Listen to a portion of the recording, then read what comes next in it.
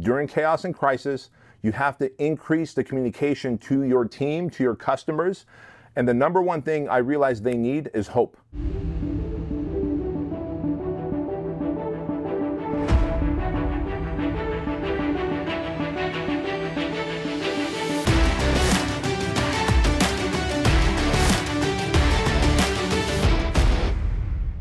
Businesses are crashing and failing, but you know what? Not all of them are. A lot of them are rising to the top. And B, it comes back to a line from your book, Leadership is a Problem, Leadership is the Answer. So let's talk about leadership in the crisis. But I mean, really, it's not just a crisis, right? It's forever. Yeah, leadership is forever. It just, we happen to be in a crisis right now, and the crisis is the virus, but very quickly here, that crisis is going to change to an economic crisis that's just around the corner, and it's going to last some time, and leadership is the solution for that as well. Well, I think that it was a crisis of leadership in many of these businesses. And so you work with a lot of businesses, not just, in the fitness world.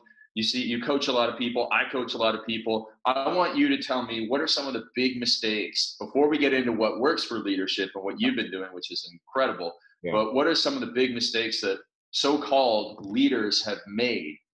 Yeah, and I'm glad we're talking about this, dude, because now today is, or at least for us here at headquarters, today is 11 weeks of quarantine where our team has not been at headquarters. It's just been my leadership team. My team has been working from home. Our Fit Body Bootcamp locations had been closed. We currently have about 62 of them open. Two of them are mine, I think, in South Carolina. Yeah, exactly. And so, it's always cool to look back in hindsight 11, 12 weeks later and go, all right, well, what all went wrong in leadership? So let's talk about that for a moment. One thing I saw that went wrong is the leader took this wait and see approach that, hey, we're hearing it's only going to be 2 weeks that we have to quarantine and shut down. So I'm not going to pivot. I'm not going to make any big moves. I'm going to wait and see what happens. And there's this term called the OODA loop, right? OODA, OODA loop. And the whole OODA loop is about observe, orient, decide, and act, OODA. And it's literally like observe, orient, never deciding and acting has caused so many businesses now to go out of business because they took the wait and see approach. They realized that 2 weeks became 3 weeks, then 4 weeks, then 5 weeks. Now, all of a sudden, okay, how about April? How about May? Okay, now we're going to open in June. And by this point, they had started to get on the slippery slope of losing momentum. And it's easier to just throw your hands up and go, you know what? I quit. I guess Corona killed my business. But it wasn't Corona. It was poor leadership taking the wait and see approach. Yeah, those OODA loops, or OODA loops, or whatever you call them, like Matt has been pounding on those things since the first day I met him. He loves the whole story of, and have you heard the story about John Boyd invented them? No, tell me about it. Okay, so John Boyd was a fighter pilot in Vietnam, and he was like, well, why are we getting shot down here, there, and everywhere? And so they decided to go into this type of training where it was all based on Vietnam fighter pilots: observe, orient, decide, and act. And so they would do this training and put them in all these crazy situations. And they just found that when they did that, they trained the fighter faster. So that's how our marketing meetings are built. We have a daily marketing meeting called the War Room, and it's observe the Facebook numbers from the day before, orient on what's working, what's not working, decide on what to kill, and then act on what new ads to put in place. And so it works great for marketing in addition to leadership that you decided there. And you're right, people just sat on the fence for a long time, and like they underestimated the government's ability to be insane, I guess you would say. And that was one thing. What I saw for some people is that they allowed the coronavirus to kill their business on day one. Like so I call those people the panic button hitters, and they were just like, oh, no, can't do anything. And they got paralyzed, it seems. And I don't know why they did it, but have you seen a lot of businesses do that? And like, what are some of the characteristics of those leaders and lessons that we can learn from them? You know what, dude? And I think that's like the fight, flight, or freeze response, right? All right. And, I guess truth be told, and Di told me this, she goes, you know what? You just operate best in chaos. She goes, your life has had so much chaos in it since a kid that you operate best when you're cornered and you come out with your fist swinging. And so, like, give me a coronavirus or a housing market crash or any kind of economic disaster, and that's when I perform the best. Because you invented Fit Body Bootcamp in the 2008 crash. Right, exactly. I was like, I'm not about to move in with my mom and dad along, me, my wife, and 2 kids. Are you kidding me? Like, I got to do something different. So, for me, it's fight. I always fight. And then you'll see some people who run away, who retreat. But it's the ones, I believe, who take the freeze approach that Jason Redman, our mutual friend, the Navy SEAL who wrote the book Overcome, and he says, get off the X. Like, this coronavirus was an ambush. It was an ambush of that led to an economic disaster. But the moment you see it, you're either going to fight your way out of it, you're either going to run away and retreat and try to regroup.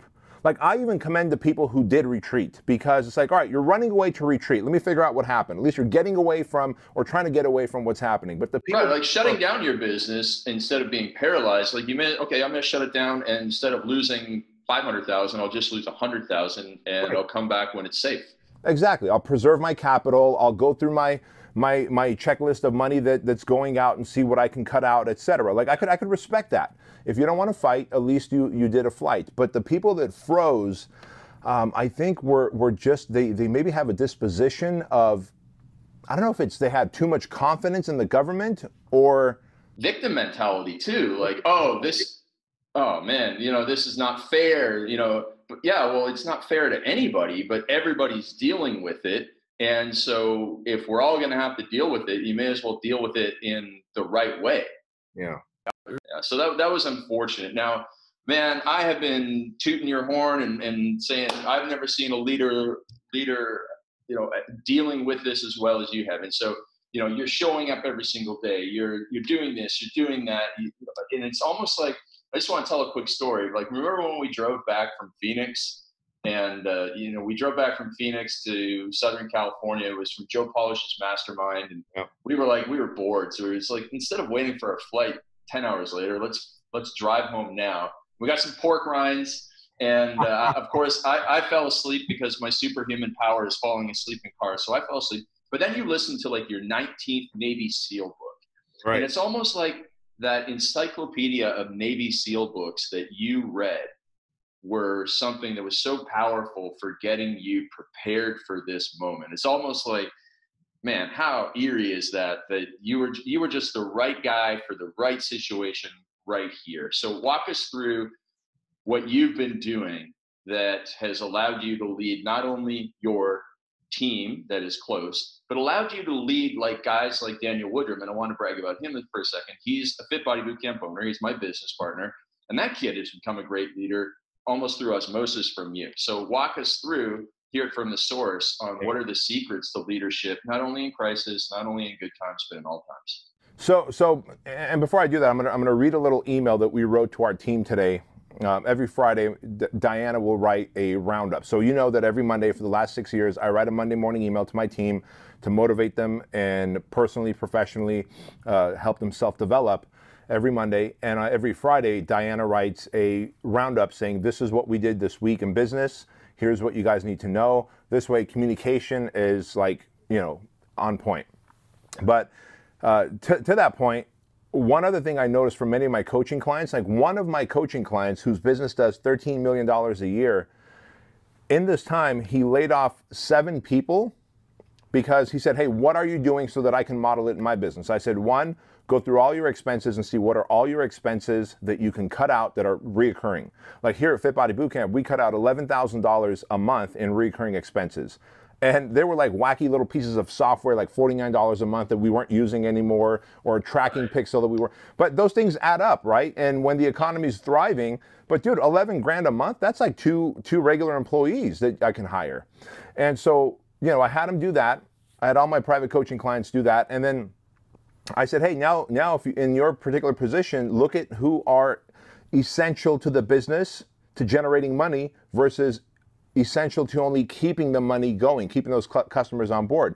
He fired or laid off 7 people, and now that he's back in business, he realized he doesn't need to hire those people. So the other thing that leaders need to realize, and I do this all the time, every 90 days I review who on my team still needs to be on my team. Because it's easy to go to a certain department, especially when your company gets big and you have 20, 30, 40 employees or more, it's easy to go, hey, what do you guys need? We need 1 more employee. Well, if every department, I have 7 departments, if every department asks for 1 more employee, I need 7 new employees here. But do I really, or are they inefficient in the way they're operating? And so you got to check efficiency in your business. And so I was shocked that this guy was able to cut out 7 employees. And he says, I never need to hire them back, even when the economy thrives, because we realized we had a bloated team. Several other of my coaching clients had 2, 3, 4 too many employees who were just essentially sucking out revenue, but weren't really contributing to the bottom line. So that's another thing we need to look out for, because in times of great economy, we just take that for granted. But let me read this email that Diana wrote, and I think this will be pretty eye-opening for everyone. And just to give you context, this email went to our team of 40 people here at headquarters. And by the way, they come back June 1st, so next Monday. Yeah. So she said, happy final quarantine Friday, week number 11, Dream Team. Can you feel it? You know, it's the same feeling of school coming back, but we're coming back to headquarters. The so-called coronavirus pandemic has defined by facts and figures reported to us by the talking heads, the number of corona deaths, blah, blah, blah. But here's the crazy thing. She said, let me review the facts and figures that really matter to us here at headquarters. In the last 11 weeks of quarantine, we've had 76 leadership meetings, L10 meetings. Just to give you an idea, L10 is from EOS, Entrepreneurial Operating System, a book called Traction by Gino Wickman. And so we have an EOS, we believe in Entrepreneurial Operating System, EOS, and every Tuesday we have an L10 meeting. Literally on March 13th, we went from 1 leadership meeting per week to 2 a day, 11 a.m. and 4 p.m. So we had 76 leadership meetings in the last 11 weeks here at headquarters. The leads, also 7 department leads stayed, the teams went. We all worked from headquarters for the last 11 weeks. 26 announcement videos and emails to our owners, to our franchise owners. And 1 video B used that was hilarious. It doesn't matter. I accidentally, on Facebook Live to our owners, I used the goofy filters where you get like the beard and all that stuff, and it was by accident. 10 Zoom trainings for our owners on how to pivot from offline to online coaching. 6 team members repositioned, right? And that's a really big lesson. Sometimes you have to reposition the team members you have based on the crisis or the chaos you're going through. And so when we're not getting franchise sales anymore, we can take those franchise sales reps and get them to start selling coaching programs for me. And we don't have franchise support reps. They're not dealing with any new franchisees. They went online, and we literally 10x'd our content on our social media. All of a sudden, our support reps were doing like content left and right on our social media platforms across many different companies that we have. 10 Zoom trainings, 6 members were repositioned, 3 Fox News spotlights. I saw those. Those were great, man. Yeah, those helped us out a lot. We actually sold 2 franchises during that time. 2 new hashtags, FEBC Strong and Gyms Are Essential. 2 new revenue streams were created for ourselves. We launched Fit Body Meals and Fit Body On Demand, which is our full online coaching platform. And of course, Trainerize. So in the past 11 weeks, dude, we did more in 11 weeks than we would have done in a year when you operate in crisis and when you can communicate what the new vision is going to be to your team and reposition them. And I share that because what we really did is we multiplied the communication. During chaos and crisis, you have to increase the communication to your team, to your customers. And the number one thing I realized they need is hope. Every single live that I did to our owners, I showed up with hope, like, hey guys, you need to lead more than ever. You need to communicate what the new vision is, and you need to re-communicate that vision over and over again. Number one. Number two, if you feel like you're getting stressed and overwhelmed, do not disconnect and suffer in silence. That's going to be everybody's default. Reach out to us at headquarters and we'll support you. And I just want to add on that. So if you think of every single person's head as a water bucket, and I mean like every single person, from the end user that goes into a fit body to the person that owns the fit body to the people that work for you, everybody's head is a water bucket. Now they're walking around and every single day that water bucket, their head is being filled with information. The information, where are most people getting information from? CNN, Fox News, the people that know absolutely nothing and they're just talking crap. And then they're getting it from friends who don't know anything, who are parroting something they heard. They're getting it from Facebook, full of fake news, full of all that junk. They're getting all of this toxic stuff poured in that water bucket. And so if you don't show up with hope, light, and optimism, also, you know, the brutal facts, as the Stockdale paradox says, which was, you know, how James Stockdale got through 7 years of being a prisoner of war in Vietnam. He daily confronted the brutal facts, but he had a long-term optimism he would get out, and that helped him survive. Now, if you show up with a light, hope, and optimism, you put some of that in their heads. And, you know, again, Daniel Woodrum in the South Carolina Fit Body boot camps, he was showing up from these people, and I'm sure, Bedros, you've gotten so many of these messages. I've gotten these messages, and Daniel got these messages. You know, like thank you for being consistent in your videos, for showing up every day, for being that light when they thought the world was ending. They thought all their family was dying. They thought their jobs were gone. They thought they would be wiped out. And you show up every single day with a bit of light, hope, and optimism and direction, and you be that leader.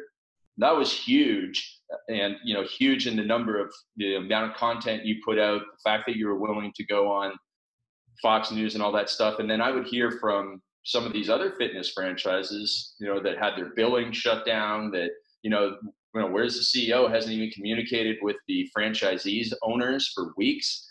And like, listen, you know who's going to win that battle? The people who show up and fill that water bucket with the hope, the light, the optimism. So totally agree with you. Dude, that's such a great way to put it too, that the people's heads are really a water bucket. And that's absolutely true. And if the water being poured in it has now multiplied and it's toxic, you as the leader have to multiply your water, your clean, pure, optimistic, hopeful water. We have to counter evil with good.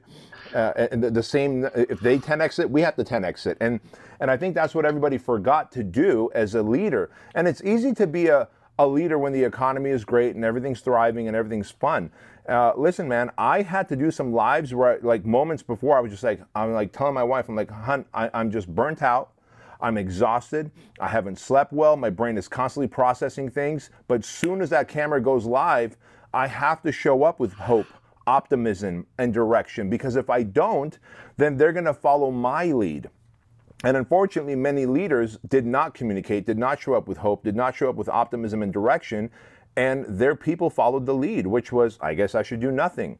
And it doesn't matter if it's a fitness franchise, a yogurt franchise, a bathtub company, or whatever. That's unfortunately what happened. So over communicating the message and having a very new vision of how things are going to look is, and then being able to tell them that we are going to go back to a normal. Like, I hated when everyone was using, this is our new normal. No, it's not. I'm not going to live out of my home and walk around with a freaking bandana around my face and see people with rubber gloves, and like, that grosses me out. That's not the new normal. I'm going to go back to a same or better normal, because my life is only going to improve. And for people to accept what the new normal was, this is our new, no, it's not. This is a temporary thing. And I had to keep reminding them. Yeah. Like, oh, yeah, I guess. Don't tell anyone, but I hugged an old person last week. Are they dead now? On the down low. I hope you didn't kill them. No, they're good. They're good. But yeah, you're absolutely right. And so I want to actually dive a little bit deeper in your level 10 meetings, because, you know, you talk about doing those daily, and twice daily, and how important they were, and really, like, your leadership went to a level 10. And then also, what does that level 10 actually look like, without going too much into EOS's proprietary systems? But what was it? And then how did that then give the confidence to your leadership team to go and have meetings with their team, and so on and so forth? Yeah, so for us, obviously, we've got Fit Body Bootcamp, we've got my coaching businesses, and then we've got our True Lean supplement line. And so we very quickly realized we had 26 leads in the pipeline early March to become Fit Body Bootcamp franchise owners. All but one of those 26 leads went away, ghosted us, didn't want anything to do with us. They're like, everything's shutting down. Why would I even be interested in opening up a gym? We go, well, good point. You got it. So while our one salesperson was trying to follow up with them, the other salesperson was reaching out to many people in my DMs because during times of uncertainty, entrepreneurs are willing to spend their last dollars with guys like you and me who have had a track record of going through disasters, financial disasters and economic disasters. And my coaching business was blowing up. So coaching and supplements, because people also wanted to be healthy, because for the first time ever, they're like, holy crap, this virus could be the great equalizer. And if I don't keep my immune system strong, I'm not going to be able to survive this thing. So our online training went up in sales, which is why we had that 28-day. So all of a sudden we had, all right, guys, here's how we're going to sell supplements. Don't worry about selling franchises. Here's how we're going to sell online coaching. So we need to change our website, because our website offered 7-day free trial to a Fit Body Bootcamp. Well, if not a single door is open, what do we need to do to change our corporate website in 3 or 4 days and launch a 28-day online coaching program? Because people were in a panic about, I need to work out, and I need to work out at home, I need to stay busy, I need to stay optimistic and positive.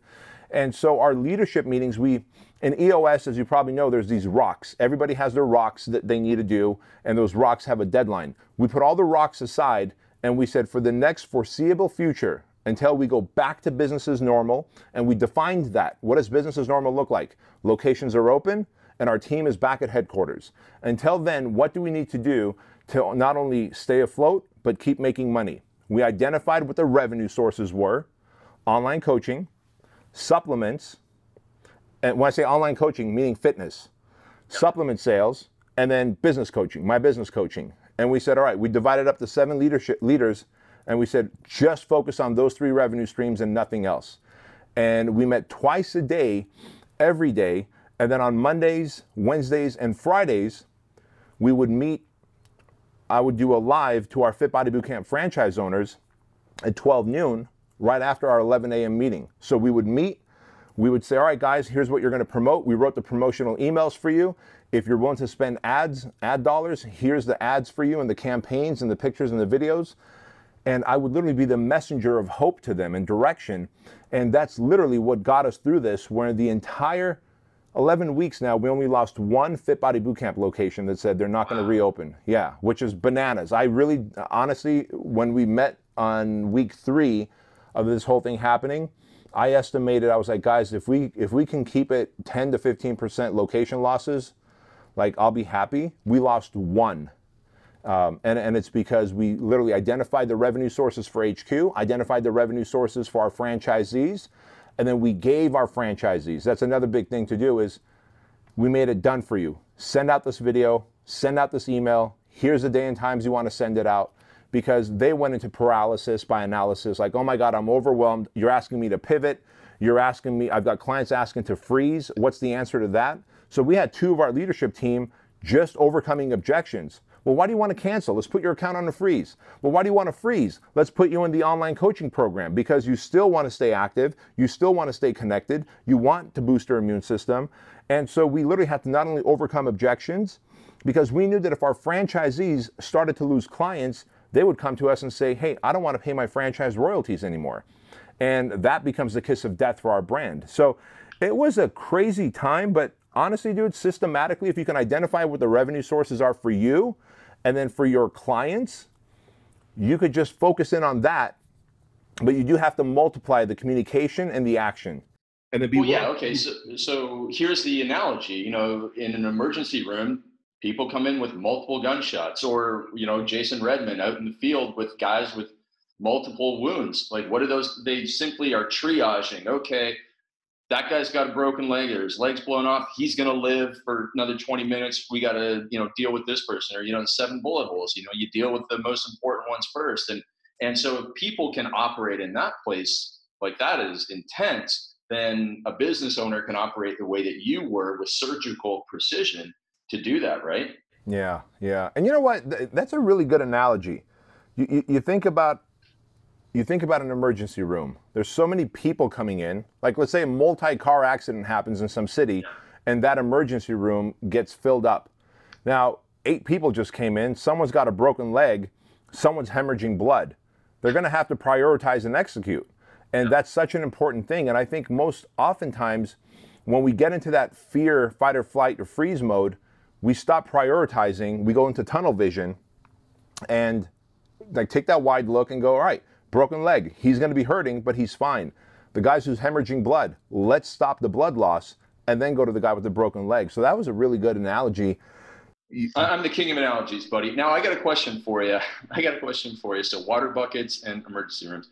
Now the question is, there must have been a point for you where you were like, oh, it can't get any worse than this. And then they say, now all of them have to shut down. And so like when you felt like you got hit the hardest, how did you get back on track so fast? You know what? And I can even almost put my finger on when I felt I got hit the hardest. It was probably around week 4 when I realized we may not be opening doors till June, July, possibly August. Like, I mean, the news we were hearing was so gloom and doom. And, you know, the death rate was so high because we didn't know that the death rate was people who were dying of other things were being labeled as corona. We were just hearing that, right?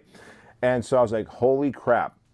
But I went right back to, what is the task at hand? I got to make sure my franchisees survive. I just kept going to, all right, until I die, I'm going to keep, when I die, it's over. If I die of exhaustion or a heart when you bleed out, right? Like, isn't that what the Mark Luttrell thing was? Like, yeah, tell that story. Like, that's from that book, right? Where they're just taught that to stop the bleeding, and then if until you bleed out, you keep going. And that's it, yeah. So that's a great story to tell. So Marcus Luttrell is a Navy SEAL. People have probably either seen the movie Lone Survivor or maybe they've read the book. But he was one of 4 Navy SEALs. They got attacked in Afghanistan. He's the only one that survived. And with the blown up hip, he was shot several times. He bit his tongue while he fell off a cliff. I mean, the guy was just maimed. And the Taliban is giving chase, and he's crawling. And he's taking mud and he's putting it in bullet holes and these body parts that are just gushing blood because they're taught one simple thing as a SEAL or as a warrior. You stay in the fight as long as you can until you bleed out and die. That is it. You keep staying in the fight. So his thing is, I'm going to clog up my wounds and keep crawling to some kind of safety, cover, or a hideout, which is what he did. And then he was found and discovered and saved. And my mentality, I guess, in a similar way, now that I think about it, was, all right, this is really bad news, because your brain goes to the negative, bro. Your brain goes, I'm like, all right, now we're going to have a third of our fit bodies shut down. There's no way they're going to survive till June, July, August, right? Like, that's what the negative mindset says. And then I'm like, all right, dude, easy. I go back to coaching myself. I always go back to the words that you use, which is outside eyes. I go, all right, I don't have Craig right now in my ear telling me what would you do, it be. So I had to tell myself, hey man, what would you do if you were your own coaching client? All right. You can't control how long this thing is going to last, but what you can do is control how you're going to market the online coaching, how you're going to communicate to your franchisees. Then the brain would go to, yeah, but you're tired, you're exhausted, you're fighting a fight that's not going to win. I'm like, no. You still have strength in you. You still have a strong team. Keep fighting. And so you're literally, I was arguing between the bitch and the beast that lives in my head. Yeah. And every day I finally came to the conclusion that I'm either going to die of exhaustion or a heart attack, or we're going to turn the corner at some point and I'm going to be there to see it. And so it was one foot in front of the other, even on the days that I would drink heavily. I'm going to tell you the truth, man. I would drink heavily at night to go to sleep, and that would be the only way I could sleep. And that was what, for the first couple of weeks? Right around week 4, when I realized this isn't just going to end around, Trump was saying, and I'm not against Trump or for Trump, whatever. Trump was saying, I want America to reopen on Easter. Oh yeah, so that's right. April 12th, like that gave me hope. I was like, all right, so almost a whole month of this, we could deal with this. But then when you hear like, nope, we're not reopening, and in fact, we're going to tighten down face masks. We're going to obviously close more businesses. I was like, oh shit, it's over. Okay, so I mentioned before that Stockdale paradox and the guy who spent 7 years in the prison, and he's so famous. Like he would, because the Vietnamese people would, or the North Vietnamese, I think, whatever it was, that those guys would like march the the American prisoners of war out in front of a microphone, and they'd have to say certain things. He would beat himself up and cut his face so that they wouldn't take him out, because they, they were trying to like show like we're treating these guys right. And so what he found was he spent 7 years there. The guys that didn't make it fell into what tricked you. Oh, we'll be out by Christmas. And then when Christmas came and went, they gave up. And he said, I might be in here for 10 years, 20 years. I'm going to survive it, which is eventually what you went with.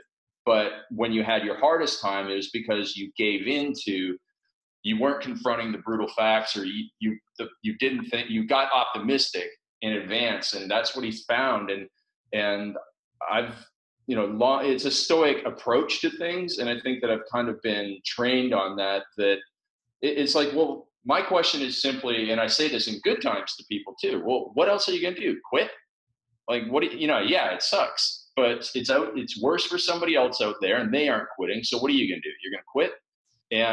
And so now I want to turn it on you and say, having run all the modern day night camps, how do you think specifically doing those, going through it yourself, helped you through it? I got to tell you, I knew immediately that if I even attempt quitting or slow down, I'm going to be a hypocrite.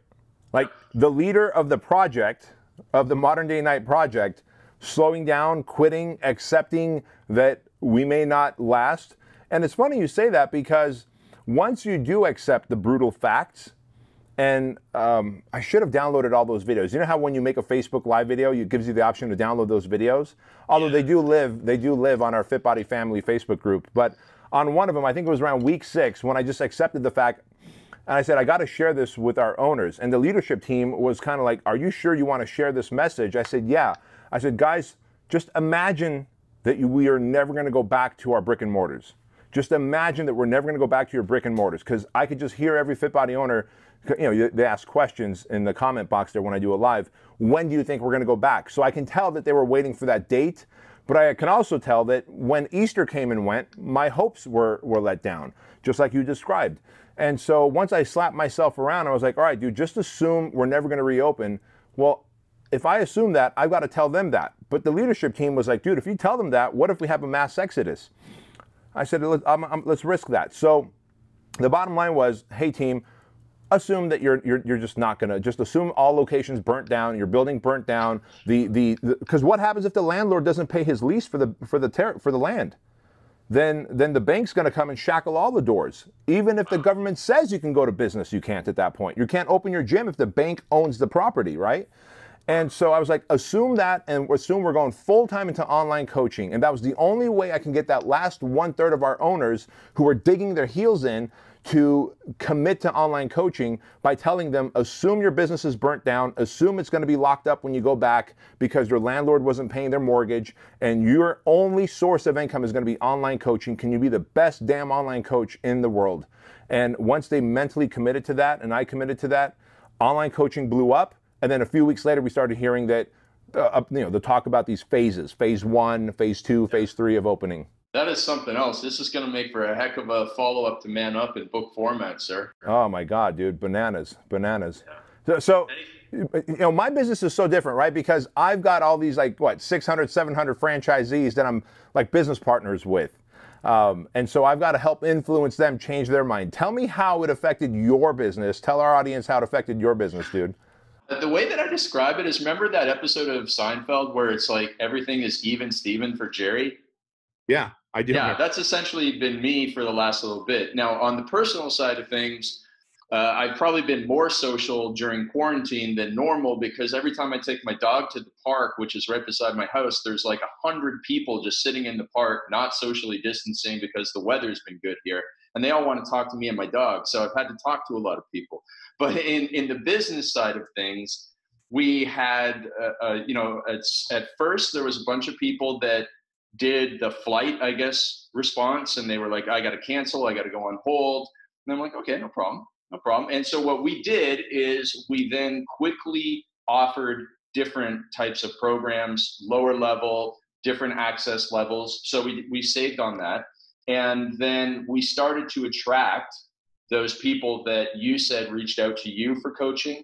And we started to get people reaching out to us for a lot more coaching, because they didn't feel they needed it during good times. And I believe, like you believe, that there's still money out there. In fact, one of our really close friends had his best month ever in one of his businesses. Like, he made 7 figures personal profit in April. And so certain industries, like the supplement side of things, those things blew up in a good way. People that were selling fitness equipment, those things blew up. Online coaches, it was the golden era for being an online fitness coach, because every time I would hear from a fitness coach that was like, oh, I'm kind of worried, I'm like, are you insane? 40 million or 100 million Americans just got kicked out of their gym. They're going somewhere. Even if only 10 million Americans went and found an online coach, it's a gold rush. Right. So, we had a lot of people come in on that side of things. And then, very much like almost every business that moved something to online, like you moved training to online, and you guys probably thought about it for a long time, and he's like, yeah, we'll just, it's the next project, or next quarter. And we all were forced into accelerated online events and more communication. So I actually started doing more live coaching sessions, group sessions for some of our programs. I started doing more of those. And then we also were forced into really putting more emphasis into the marketing of our Instagram course, which is perfectly timed for this. Like, our friend Robbie Blanchard's program is perfectly timed for people who want to make money at home. And so it was just something that was a side project for a while, and now it's become a big part of our business. And you referred to, you emailed out for it the other week, and we've got a lot of affiliates emailing out for it. And we started to get a whole lot more serious about the Facebook ads for it. And then we've also just done a little bit more ruthless self-reflection of who's our best customer, and changing some of our messaging around our best customer, which I realized is very similar to the best customer that you had for your gyms. I have a little higher level, but it's really I look at my best clients. They're all men over 35, families who want empire or generational wealth. Those are the people that are paying the big, big bucks to be in our program. Yeah. And then we did our first virtual mastermind, and it went way better than I expected. In fact, I would say that I think people got more out of the virtual mastermind than they did out of 2-day in-person mastermind. So I started doing half-day virtual masterminds. We got one for gym owners. We're going to have one for my clients in Europe because they can't travel. And a lot of my clients in Europe complain. And I have a disproportionately large amount of clients in Europe, in Holland and France and all these countries where there's very few entrepreneurs. And so they hear about our podcast, or the Empire podcast, or they hear about my articles, or they hear about how I helped Joel or helped you or whatever, and they say, well, if he helped that guy, then he can help me become that disciplined entrepreneur, ambitious, generational family wealth sort of thing. And so, but over there's not a community like there is in America, or even in Canada. There's a decent community of bigger thinkers, and they feel like they're in a prison where nobody thinks big. It's very socialist over there in terms of the entrepreneurial world. There's very few people that are doing it, and it's because they get taxed, through the butt. It's very difficult, and it's very difficult to fire people over there. Like, you're on the hook for so much. For my client in France, like, he's trying to figure out how he's going to fire somebody and not pay like a year's salary for them. Whoa. It's just like there's all these laws that are in favor of the worker for whatever. I'm not going to judge any of that because I don't know about it. But so anyways, I'm doing virtual masterminds for them, and it's, our business went down slightly in April, but will be up in May. I don't think it'll be our best month of the year, but it'll be a good month in May. And so we just are putting stuff out, and we're pushing more on our morning routine course. And I'm not going to say the word pivot because I'm sick of hearing it, but we are just like, okay, this is not working as well. Let's go do this. I'm very glad though that I didn't have all gym owners as coaching clients. That's for sure. Yeah, I could relate to that. I know what you mean. You and I have barely talked in these 11 weeks. Yeah. And it's not, and I just was like, listen, I'm not going to go and interrupt this guy. I mean, he's got stuff to do, and if he needs anything, well, like one time you were like, hey, do you know somebody that can help with Amazon? And I'm like, yeah, contact Ryan. And like, I'm not going to show up and wham on your door, because I can only imagine how many people poured their hearts out to you, so you had to take on their pain as well. So it's funny, it's like people ask me how you were doing. I'm like, I'm sure he's doing fine. I'm sure it's rough, but you know what? I'm sure he's fine. I just believe in the guy, and I know that if anybody's going to be fine, it'll be him. You know what? Let's take a couple minutes to talk about that for a second, because you're right. 11 weeks have gone by, and you and I talked the least amount via text or over the phone in any other way in that time. And to me, it was the same thing. One, I'm not going to go complaining to him. There's already people that pay him to complain to him. Like, he gets paid to get complained to, just like I do. Like, I'm not going to be that guy in his life. Number two, I'm friends. I've known you for a decade. We're best friends and business partners. And I know that if you need anything, you'll come. And if I need anything, I'll come. And during the 11 weeks, like you said, I'm like, dude, I need, who's got the hack for Amazon? And you're like, boom, this guy. And bam, we launched an Amazon thing. But yeah, that's so important. And I think that probably doesn't fall in the category of leadership here, but that falls in the category of just being a decent freaking human. Like, don't go bothering your friends who are trying to make it happen for themselves and like pissing on them and crying on their shoulder. Just keep your head down and work instead of complaining. And if you can add value to them, add value. And if you need something, say, bro, I need something. But otherwise, I knew that people were asking me the same thing. How's Craig doing? I'm like, you know what? Craig is a little cockroach. He could survive anything. That's right, exactly. Yeah, he could survive anything. Like, and if he can't, I know he's going to reach out to me, and we're going to figure it out together, and vice versa. If I can't figure anything out, I'm going to reach out to you and the small handful of people that I trust, like Joel and whoever, and we're going to figure it out. But there's so much magic in leave us the fuck alone and let us do what we do best. And if you're a good friend, you should have that mindset. Yeah, and I think it wasn't that you weren't in my head. In fact, you were in my head more than ever, because I'm like, when I would have a moment, like, oh, 4 cancellations today, be like, well, I ain't gonna be a little girl, okay? Everybody's gonna get mad at me for saying that. I ain't gonna be a little kid and going to Bedros and complaining. I'm like, what would Bedros do? What would Joel do? What would Matt do? Okay. Or what would I tell somebody else to do? And when you said you were coaching yourself, I think coaching yourself is really how people can get themselves through a lot of problems. It's like, okay, what's the best, if someone came to you with the problems that you're having now, what advice would you give them? That's the advice you need to take. Now go and do it. And, obviously talk to your partner, your spouse, or maybe your parents want to hear about it. But, most of the other people that are busy doing stuff, they don't have the bandwidth for it. That's exactly right. All right, well, that's a fantastic episode. Guys and gals, thank you so much for watching and listening to this episode of The Empire Show.